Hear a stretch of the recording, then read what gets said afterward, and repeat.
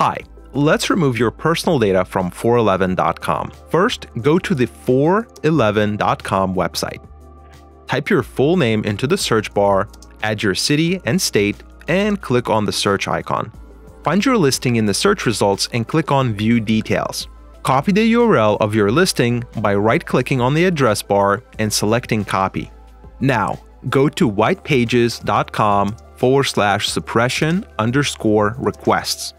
Right-click on this field and paste your 411.com listing URL. Click Next. Confirm this is your listing and click Remove Me. The site will ask why you'd like your information removed. We recommend the last option. I just want to keep my information private. Click Next. Finally, you'll need to verify your identity with a phone call. Enter your phone number, check this box, and click Call Now to verify. You'll receive a robocall from Whitepages shortly, so be ready to provide the verification code that appears on the next screen. Don't spend any more time opting out one by one. There are thousands of other data brokers like 411 that collect and sell your information. Tracking them all down and sending individual opt-out requests can take hundreds of hours. With a subscription to Incogni, you can do it all automatically.